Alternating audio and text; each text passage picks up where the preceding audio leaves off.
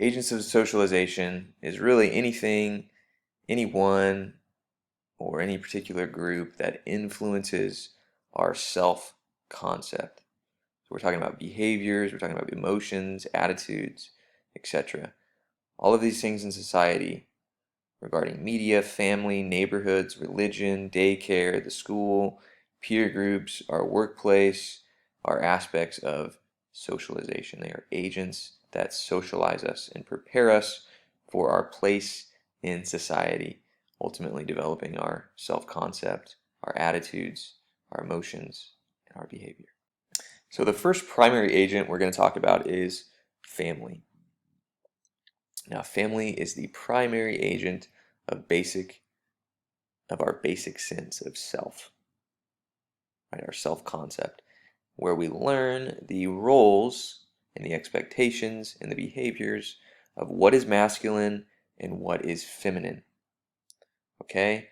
You can go back and just think about your parents and the certain roles and expectations and behaviors that took place in your own household, and that's where you really learn the core aspect of what is masculine and what is feminine.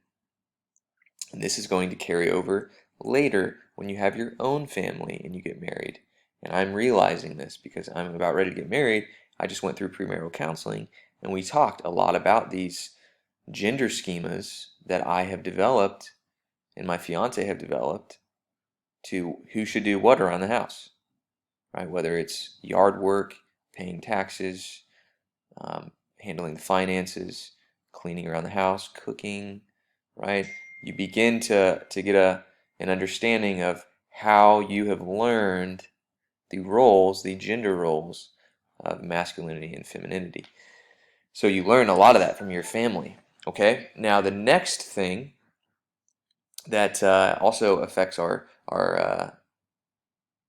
socialization within family is the aspect of class, social class. So Melvin Kahn's research explained that there are basically two classes that he looked at, the middle class and the working class. Okay, the working class is the blue collar class. And what he found was that usually in the working class, people are told what to do. They're just told exactly what they need to do. Their job is centered around following orders. So therefore, they tend to use a child-rearing method of obedience to authority, and they use punishment if that that request is not met, right? When socializing their children. Whereas in the middle class, the white-collar class, there's more freedom for people to choose where they want to do, what they want to study, what they want to pursue as a career, and therefore, because there's more choice involved, the parents tend to encourage self-expression, creativity, and they're less concerned about following the exact orders and obedience, but they want the child to have self-motivated activities that they enjoy, that they like, and that are ultimately bettering them as a person, as an individual. Now, Kahn also noticed that there is some inconsistencies within this because there are people in the working class who parent their children like those in the middle class and vice versa. And so he later found that it wasn't necessarily the class, or it wasn't necessarily the class that they were in, but it depended on also the type of job that the parents hold. So an office worker or a banker, for example, a lot of times has less freedom. They have a very strict schedule, and they have to work extremely long hours. Whereas someone like a plumber, for instance, in the blue collar class, has more flexibility with their schedule. And so therefore, the working class in this scenario might tend to be more open to the child's self-expression and creativity, whereas the middle class would be more focused on following orders and using some type of physical punishment and expectation for their children to have a job exactly like theirs. So This is what Kahn researched and found within the agent of socialization regarding family. Now the next agent that we're going to look at is neighborhoods. Okay, some are better than others, all right? Especially when having children and children are growing up. This is why parents tend to want to live in more affluent neighborhoods rather than poorer neighborhoods, because there are a lot of opportunities in these affluent neighborhoods. And so some of those meaning you've got better schools. So I don't know how the school system necessarily works here in Hong Kong. We all are here at a private school, so I don't really have a lot of understanding of how the local schools work here. But in the States, we have school districts. And so if you live within a certain neighborhood, you have to send your kids to a particular public school. And most people in the US send their children to public school. I went to public school. All my friends went to public school. I had one friend who went to private school. So therefore the majority of kids go to public school. Now, depending on the neighborhood you're in, if you're in a wealthier neighborhood with higher real estate, you're going to most likely be sending your kid to the nicer school that has more opportunities, that has more programs, versus the children that go to the schools in the poorer neighborhoods. There's going to be less opportunities for them there, higher crime, right? Higher transition rates, a lot less supervision. You're going to have more teen pregnancies, more drug usage in these poor neighborhoods. So these are things that you're going to see the difference between affluent neighborhoods versus poor neighborhoods in terms of a child growing up. Now, when we look at the third agent here, religion, how important is religion in your life? It's important to recognize a statistic that says 80% of Americans in 2010 reported some kind of background regarding religion, whether they associated it with them themselves, or it was their parents or their grandparents.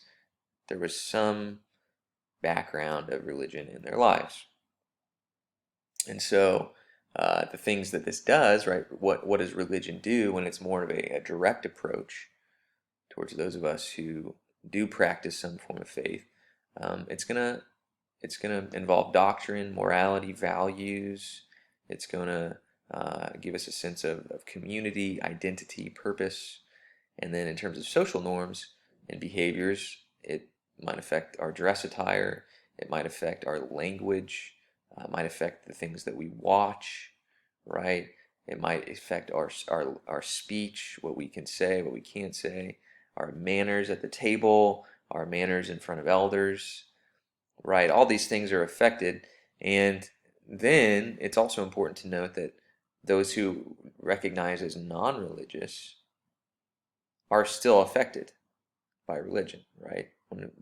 Regarding behaviors and social norms. I mean, I don't think any student here who technically doesn't classify with a religion would say that ICS Christian influence does not affect them at all. That would be no one would argue that. So, of course, religion does affect us whether we identify with a non-religious approach or a religious approach. Now, the fourth agent we're going to look at here is schools. So, schools are a primary agent of socialization, and they're one of the functions that help teach us attitudes and skills, right? Now, within schools, within this agent, there are manifest and latent functions. So, we talked about manifest and latent functions in the functional theory in the first unit of this course. And so manifest functions are regarding intended functions. So what's the manifest function of school is to educate, right? It's to teach you skills, reading, writing, and arithmetic. Latent functions are the unintended consequences. And in this case, you're transmitting universal norms, right? Some examples of universal norms would be you're learning how to speak to higher status professionals in a respectful tone, right? You don't call me Ryan. You don't have the right to call me Ryan because you're a student. So there's a social status difference between a student and a teacher. And so you address me as Mr. Vogel, right? It's a form of respect. You learn that in a school, and then therefore you take this later on as well in your careers and in your professions. And then when you go into university, you won't necessarily call them Mr., you'll call them doctor or professor. Okay, so this is one way we learn to use language on a more universal norm that we wouldn't necessarily use in the family or in the home. And it doesn't just apply to us individually, but it applies to everyone. Another norm is raising your hand when you want to speak, right? I still do this. I raise my hand when I'm in a meeting at work. I raise my hand. I have a question? I raise my hand, right? So I learned this in a school setting. I don't do that at home. I don't raise my hand when I'm at the dinner table and I want to ask my dad a question about what he did today at work, right? So these are universal norms that we learn in a school setting. It's a latent function. Cultural diversity, also something we learn, right? Cultural diversity, new values, new ways of understanding and looking at the world that we live in versus what we live in at home, right? It's probably less culturally diverse at home than it is at our school. We also have hidden curriculum and corridor curriculum. So hidden curriculum, we're talking about values of patriotism, democracy, maybe socialism even, honesty, integrity, that is learned within the classroom and somewhat intertwined within the school's values. And then you have corridor curriculum where you're focusing more so on the kind of the negative things that are learned from our peers outside of school. It doesn't necessarily have to be negative. There could also be some functional. Not everything is dysfunctional that's learned outside of the classroom from our peers, but a lot of times you'll see things like social coolness, racism, sexism that are learned outside of the classroom from peer to peer, right? So hidden curriculum are things, values that are learned within the classroom, and corridor curriculum are values that are passed from peer to peer outside of the classroom. Next, we're going to look at is peer groups. So parents and schools are eventually replaced in the importance linked to peer groups, okay? That doesn't mean parents and schools aren't significant. And actually, peer groups are first developed, really, a lot of times in these schools. Some of the meaningful peer groups that you are still in today, you developed when you were in middle school, right, or elementary school. And these peer groups are linked to our sense of self-belonging. So a lot of times in these peer groups, we'll see a common interest, a common social position, and usually a similar age, right? So agents of socialization that contribute to our sense of self-belonging are regarding peer groups. And after a child leaves home, these agents of socialization do become more complex, right? Within schools, you have peer groups, and peers begin to replace the importance of some of the things taught by school and some of the things taught by our parents, right? And so in peer groups, you see the separation in subcultures and gender worlds, and it doesn't take very long to see this if you just observe, teens and or elementary students, right? In terms of gender worlds, you can just come into my tribe and you'll see all the boys sit on one side of the room and all the girls sit on the other. Okay, and then if you go into the elementary lunchroom, you'll see all the boys sit at one table and all the girls sit at another. So there's also these other values that impact these subcultures and these gender worlds regarding dress, music, language, values, and athletic ability. I should also put up there probably academic achievements as well. And especially for this region of the world, boys popularity in the U.S. is more involved on name brands that you wear. Your athletic ability is huge in public schools in the United States. Your coolness is really important, and your physical appearance, somewhat. Are you muscular, right? And your toughness, okay? For girls, it's a little different. Okay, girls, it's less important that you have athletic abilities. It might help if you're a cheerleader or a part of that peer group, right? But in order to be a part of that peer group, generally you have to have a certain physical appearance, makeup, clothing, and for women, it's more important to have academic achievement in the US than it is per se for boys. So, what happens here within these subcultures in these gender worlds? You have this conformity versus rejection conflict, right? And so anyone who doesn't have or do a certain thing is oftentimes seen as a outcast or a non-member, right? You don't fit into society. So this will affect probably the classes you take, maybe the schools, the universities you look at, the clubs you join, the clothes that you wear, the music you listen to, the books you read, the career you even might choose, alcohol use, sexual activity, dating activity, right? A lot of these things are going to be affected by your peer groups. So you conform the majority of the time because you do not want to be an outcast. So individuality, a lot of times, is not really your friend in high school. And that's why high school is so difficult, because we feel this pressure from our peers. And I think it's less here it's definitely less here than what I felt in the States. However, I do know that a lot of you still feel it, because if you don't get into a certain school, or if you don't get a certain score on the SAT, or you don't take a certain amount of APs, you feel this academic pressure from your peers. And where I was, it was more of the athletic pressure, because I grew up in a very different culture where there's this religious focus on athletics, and here it's this religious focus on academics. So, uh, you just see two different extremes. Okay, the next one I want to look at here is the media, the mass media, and its effect on our socialization. So, particularly, I want to look at gender and how gender messages are seen in mass media. This kind of goes back to our first question during the bell ringer, but mass media is a form of communication that's directed to large audiences, right? And it teaches us behaviors through these images that reinforce our understanding of how we are to behave appropriately for our specific sex. And so therefore it reinforces our understanding of gender roles, right? So when we look at movies, TV, social media, books, video games, all of these things affect our understanding of gender and our role and our behaviors in society.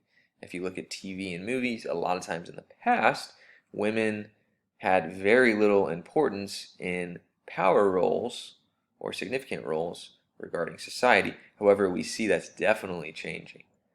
There are a lot of shows on TV and movies that are now placing the importance of having strong women and strong main women characters in these shows.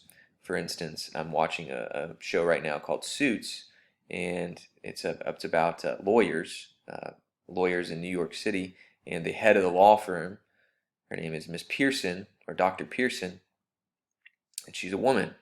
She's an African American woman, and so she has a very powerful position, right? You look at movies like Marvel movies, Captain Marvel, right? You look at the DC Comics, Wonder Woman.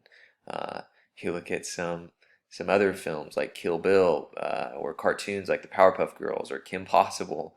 Okay, and you definitely see the role changing of gender roles in terms of women's importance and power in society and in powerful positions. But in terms of video games, you still see this massive misrepresentation of women in this area of marketing. Sociologists found that 90% of video games represent a star male character. However, when female characters do take role, they take on these predominantly sexual icon or fantasy girl roles like Tomb Raider, for instance, as you can see here. Okay, so this now creates a new gender image of what a woman should be, and really it's not a healthy thing that the media is portraying towards women. Also, social media that in fact like affects all of us. Um, we're taking in so much content today on media. We spend so much time on our screens. Of course, social media, YouTube, Instagram, Facebook is going to um, influence our understanding of gender, and it's a big cause for why so many women struggle with their self-image. It's because of social media and the models and the celebrities that they compare themselves to. So the last agent we're going to look at here is the workplace, okay? And this is the last major agent that obviously happens later on in our lives, which kind of defines our future. And so before we actually enter this future, before we actually enter this lifelong career of the workplace, we go through this anticipatory socialization phase. And this is where we learn a role before actually entering it. So this could be college internships the summer before you graduate. You will do some type of internship regarding your career. Right? For me, it was student teaching. And so this gave me an understanding of what was going to be expected of me if I were to actually go into this profession of teaching, because it was a lot different going through my internship, my student teaching internship, versus taking the classes on education. It's very different, right? And it also helps avoid choosing a wrong career. So, for instance, some of the students actually in my graduating class dropped that program after the student teaching internship and picked up something else to get their bachelor's degree in, and then ended up going and getting their master's degree so they could further their studies and what they had transitioned into to get out of education. But it just wasn't for them, right? And then also after this anticipatory stage, we go into the workplace and we develop a new sense of self-concept. We begin to desocialize, right? Desocialize meaning we let go of certain identities and values that we held on to previously, and we re-socialize and develop a new self-concept. So the longer we are teachers, the longer we will begin to identify with being a teacher, the longer we're a doctor, or the longer we practice law, for instance, okay? So our self-concept changes. So this kind of goes into play with this last slide here. When we look at re-socialization, it's the process of learning new norms, new values, new attitudes and behaviors.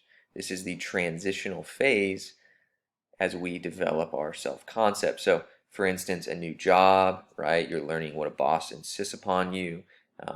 What's your daily schedule look like? It probably looks different from when you were starting university, right? But when you were starting university, it was a scary phase because had to leave your companions, develop a new peer group. So that looked very different. You had a different schedule.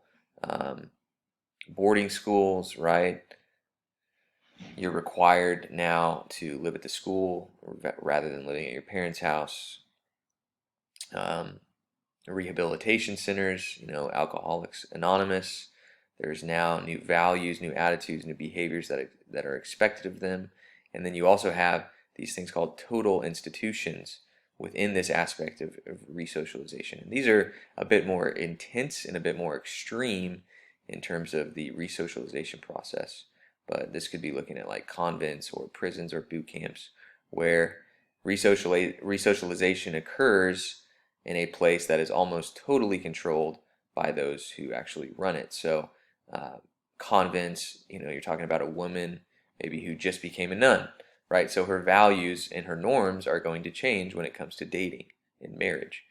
Versus you looking at like a prison, right? You have what's called the degradation ceremony, where you're completely stripped away of your current identity to build a new one.